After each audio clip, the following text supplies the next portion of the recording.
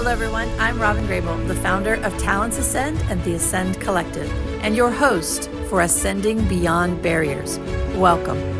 Ascending Beyond Barriers is an inspiring podcast dedicated to showcasing the remarkable journeys of small business founders who have faced and overcome significant challenges on their path to success.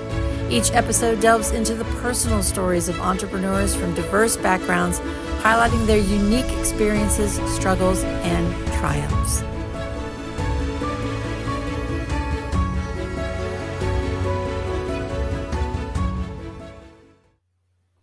So honored today to have Miss Stephanie Brown, the CEO and founder of the Rosie Network and the U.S. Military Spouse Chamber of Commerce, on with me today. I'm so honored. Nationally recognized leader in military entrepreneurship, Stephanie has launched and sold 6 businesses, testified before Congress, and been featured on Fox Business, CBS, NPR, and the New York Times.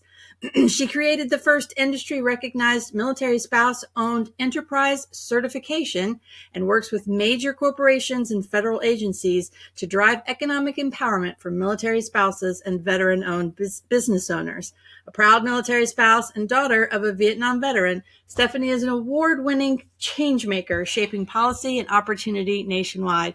Stephanie, thank you so much for being on today. I got all kind of nervous in the intro there just because I'm just so honored. You do so much, and I'm just grateful to know you and be part of your world, because you are just, and I can't even say enough about you. You've just done so much for the military community, and I'm just thankful. So thank you. But let's start with, you're the daughter of a Vietnam veteran. My uncle's a Vietnam veteran, and was really a father to me. So I'm very connected in that world too. But tell us about your military connectiveness, starting from being a daughter of a veteran. Yeah, it's interesting. I mean, I was born into the military and raised in the military, I like to say. Then I married into the military and raised kids in the military. So it's really been a significant part of my entire It's your world. life.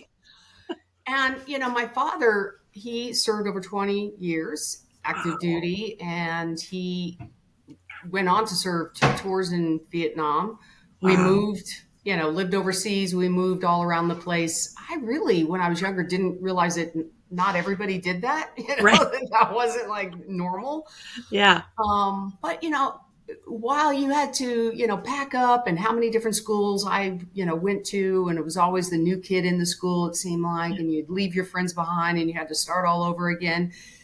I look back on that and think, wow, that really gave me a solid foundation to be a little fearless. I mean, you can either hide in the corner and try, or you can just, step up and make your own way. And I think I'm just more hardwired to do that way. But looking back on it, I love it. I mean, I got to live in other countries and experience other cultures. And so I walk into a room, now, and I'll just walk up to a group of strangers and introduce myself. And I think a lot of that had to do with growing up in the military. Sure. And my dad became, when he retired in California, he was a musician his whole life. So he would work during the week, and then on the weekends or in the evenings, he was playing in a band. I mean, he was a singer, guitar player, piano player. He could play just a multitude of instruments. He was incredibly talented and humble, but he became a business owner. He opened up a small music store in California, and I worked there, after school and on the weekends. And it really changed everything for me. I mean, I learned the most valuable lessons from my father, not realizing it at the time because I was young and I knew it all, and you know how that goes, right? Right. But he was a Vietnam veteran, and when they came home, our country did not welcome them with open arms, thank them for the service. It was, in many cases, quite the opposite. So he didn't talk a lot about what he experienced. Yeah. But what I did realize later was that when veterans would come in, and they'd bring their kids because they wanted to learn an instrument. They wanted to get lessons. They needed instrument repair, whatever. My dad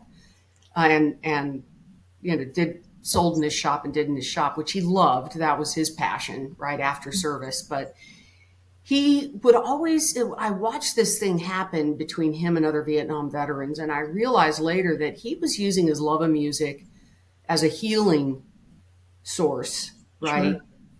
And to connect with other veterans and bring their kids into that love of music. Wow. And it really was, as he said, when I was giving him grief about how the fact that we were barely bringing in enough money to make, pay our bills. Right. He was always, he turned to me and he's like, if you build a business that's just about making money, then, you're not building a rich business. That's not where the Yeah. wealth is, right? The wealth is in the impact you make on your community and other people. Yeah. And, I probably rolled my eyes as a know-it-all teenager, but looking back on it, I realized, wow. I mean, and I hold that true to heart, and our team does in the work that we do with Yes. service members, veterans, military spouses, and even military kids that are in Yeah. entrepreneurship or interested in entrepreneurship. It's really Yeah. build something that not just solves a problem or a need, but that makes an impact.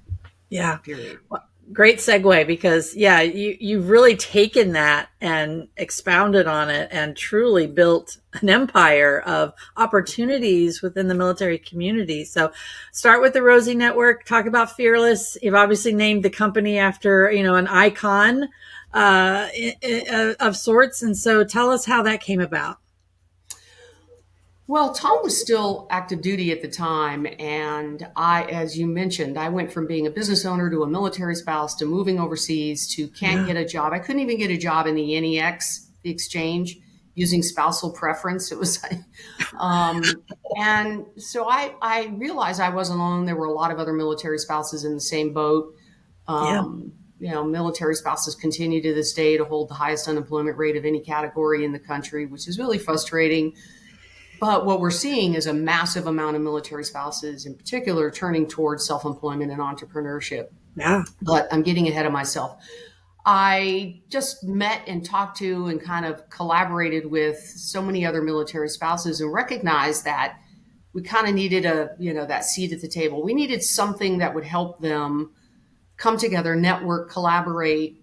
And it all began with Rosie's List, which was my idea of this version combination of Angie's List, Craigslist, but featuring just verified veteran and military family-owned businesses. Yeah. But doing months of interviews, focus groups, which you have to do if you're starting a business, you got to know who your customer is. Yeah. I realized that there was a significant gap, that what we were missing was boots on the ground, training, networking. What are the business to build a solid business foundation? What are those business tools and resources that you need to succeed? And so that kind of kicked off the Rosie Network, because I just remember thinking, who represents the idea of the country coming together during, a time of war? And this was after 9/11. To support the military members and their families. And for me, that was Rosie the Riveter. I mean, period, hands down. I mean, it's one of the most recognized American icons of, since World War II today. And so we just embraced that we can do it attitude. We, set to work. I started working with University of California, San Marcos, or Cal State San Marcos. I always get that mixed up. And ended up recruiting the gal who was a military mom to come over and join the Rosie Network and help us build what is today Service to CEO, a 9-module online course that is college accredited, and it's free. Yep. And we now provide it, and I think we have folks from over 48 states, and we've had up to 6 countries going through the program online. Wow. We did it in person around the country. We had cohorts all around the country, but then COVID hit, and we were forced, like many other businesses, to kind of pivot from being in person to online, and it just exploded. Yeah.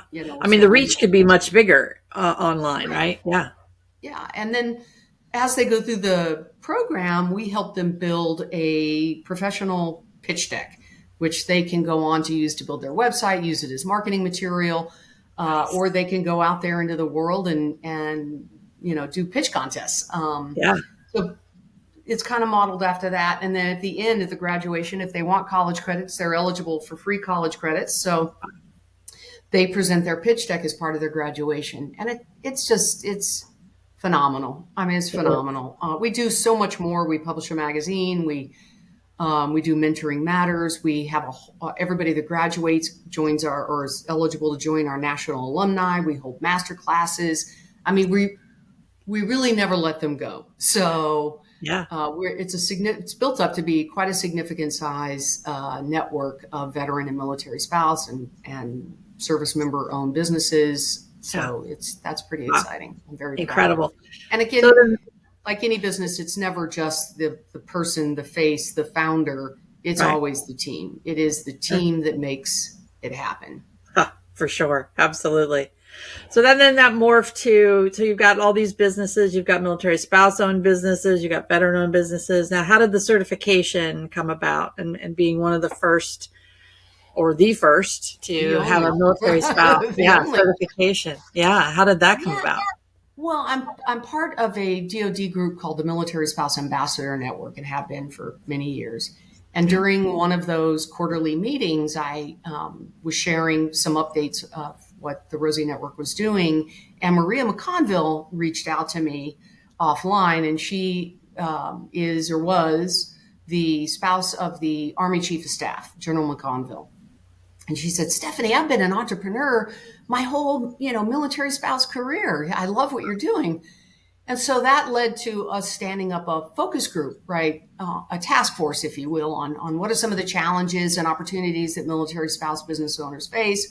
We know they're turning to entrepreneurship in record numbers. I mean, we're looking at roughly 48% of spouses today, veteran and active duty, reserve, that are simply because of the lifestyle, that they're turning toward becoming self-employed. And I love it, right? Because that we are literally solving the problem of the unemployment crisis for spouses, So if we can encourage them and help them and again, give them that seat at the table, then that would be fantastic. Well, one of the ways that we decided to do that, I had worked with a gentleman a veteran, retired, and then he retired last year from USAA. He worked in their supplier diversity procurement division. He was amazing. His name's Wayne Shanks. I love him. And he and I started this process of, okay, so you can get certified as a woman-owned, a veteran-owned, minority-owned, et cetera. But there's nothing for military spouses. So we started this whole process, like comparing, and we wanted to make it industry standard. It was important that it be recognized and accepted by industry, standard level. And that's what we did. So during this task force, I happened to meet really some incredible military spouses. Jamie Chapman, who's also a veteran, and then Beth Conlin. She's with Amazon, but she is just incredible, way smarter, more capable than I will ever be, which is another secret to starting a business. Always bring in people that are, smarter and more capable than you are. Never be the smartest person in the room. Exactly. And they aligned with that mission and that vision. And that's really how it all began. And we literally within 6 months, we had the website up, the process up, the back end. We worked with AWS for a secure upload of documents. And we launched officially on January 1st, Military Families Magazine, bless their heart. They put us on the cover. And it's been nonstop ever since. So the Mil-Spouse Chamber, which offers its certification at no cost, we're the only what's called third-party certifier that offers these types of certifications at no cost to our military spouses. Our corporate sponsors cover the cost that we incur to go through the whole process. So we're intent on keeping it that way because we want to remove barriers and we want to encourage spouses to be certified, or they can still join the chamber for free. We don't charge them. They don't have to get certified, but I think it's important to be certified. You kind of, planting your flag and helping us build this community, because the more we have, the bigger voice we have, the more influence we have to make those kinds of changes that, if you can go on, I think, YouTube and watch my congressional testimony, but it really takes our collective voice to make things like that happen. But we're in the top 2% of fastest growing chambers in the country just because of the sheer number of members that we have. Yeah. And the chamber has chapters around the country too. So if you're at Fort Bragg, or if you're, up in near Camp Pendleton, or in Texas, you can look and find, or go on our website, millspousechamber.org, and find a chapter near you. If you're not near a chapter, you can always join it and then, participate in the, especially the virtual things that they have going on. And they really are extraordinary. It's been fantastic. I mean, it all started with wanting to serve spouses and recognize that, hey, not all of us are going to fit into a 9 to 5, or 9 to 5s are not going to even be feasible for us. Available. How can we take our passion, our purpose, our expertise, and turn that into something, revenue generating, right? Or at least that gives you that sense of accomplishment and pride. And that's what I like to think we've done and continue. Yeah, absolutely. 1,000%. But the flip side to that too, though, is that it's not just for them. Most military spouse owned businesses hire more military spouses and give them the opportunities, right, to have great careers. So it's not just one military family that's, impacted greatly, but our entire economy, our entire community, because they're hiring more military spouses and removing those barriers for them. You talk about the certifications, and you brought up a really great point, which I'd not really thought about, in that it's the community of those certified businesses. I've been a bit of a brat about getting certified, because I'm like, I have to prove that I'm a woman. I have to prove that I'm a veteran. I have to prove that I was a military spouse. Like, why? Why should I have to do that? But you brought up a really good point about it that I've never thought about. So thank you for that. That it's not necessarily about proving what I am, but it's being part of that community. So that's amazing. So thank you. But I honestly don't think that other certification providers they're thinking of it that way. They're truly just thinking of the advantages of getting a government contract or whatever it is. But I love that you're saying it's more about the community you're building. So that's great. Right. I mean, we have to do the verification back end, certainly, because the corporate partners like USAA, like Disney, CVS Health, and others, as you can go on our website. But because they demand it, they require it. And then, but we now have, like, last year was the first year that the Department of Defense reported its spend on military spouse-owned businesses. Wow.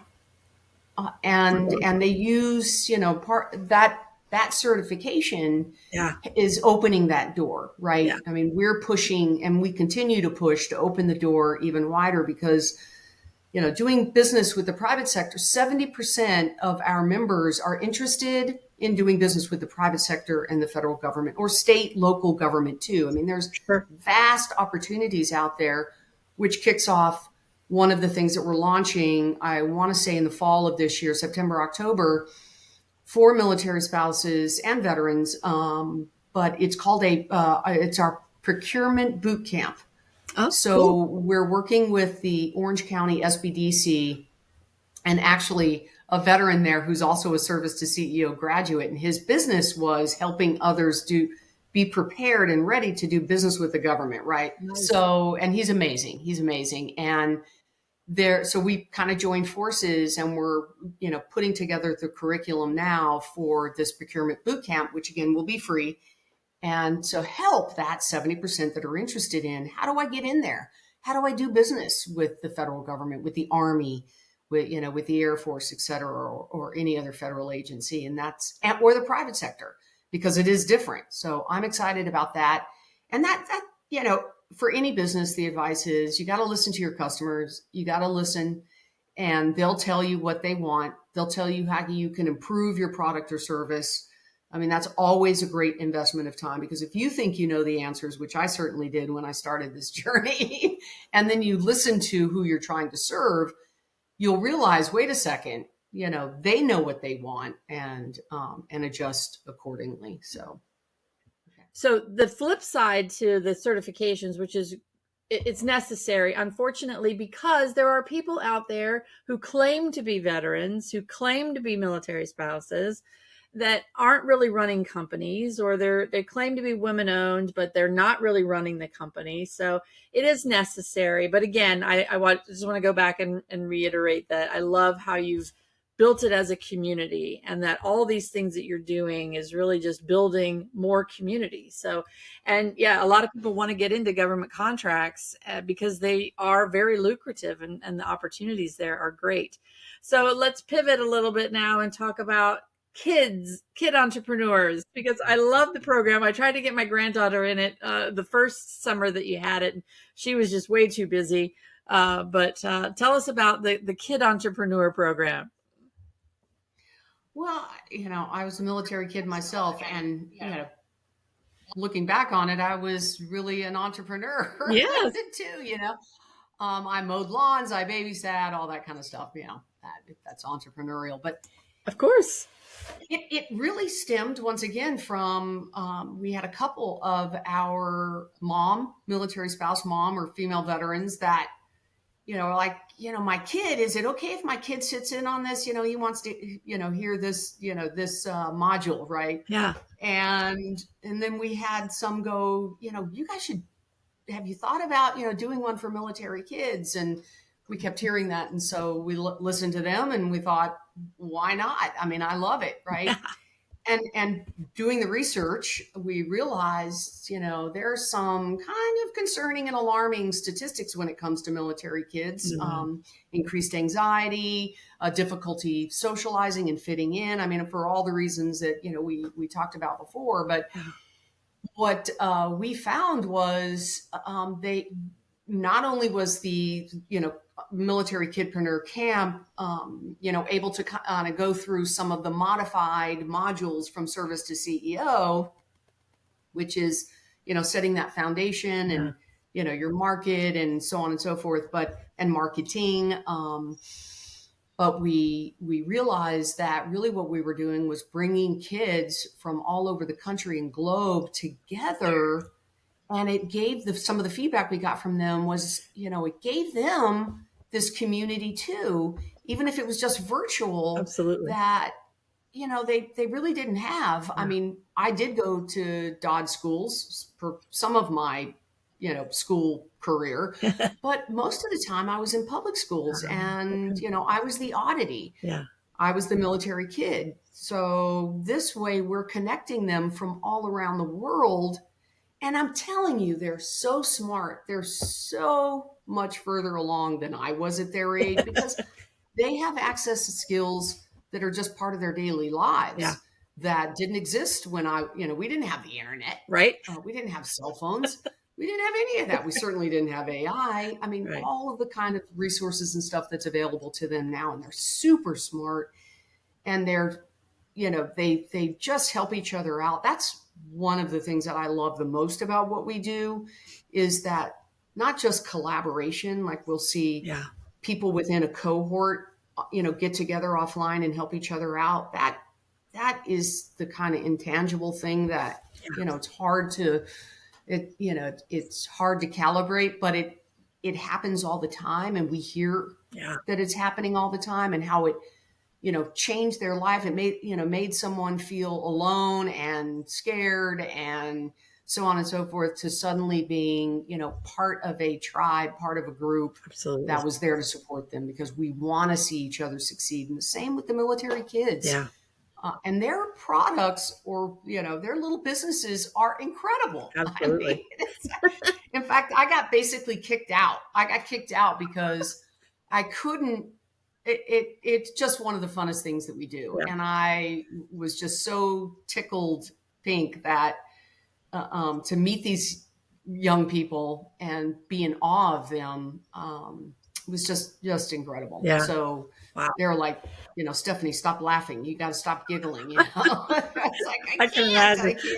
It's so much fun. I would probably just be there crying, just be so emotional about it, so proud of them, because that's how I am with my 5 grand cherubs. It's just like, I'm so proud of them, and they're so smart, and they have such great ideas. But it really brings back that, if you could see the world as a child, and all the possibility and all the potential and all the magic in the world, we adults lose that, which is really, really a shame. So, so I want to, as we close out, I want to give you the opportunity, because you're so involved and deep in this mission and this crusade.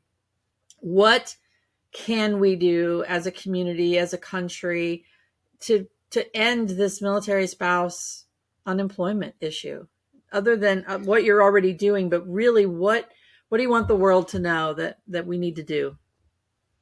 Well, first and foremost, we all shop, right? We put our hard-earned Yeah. dollars toward businesses all the time.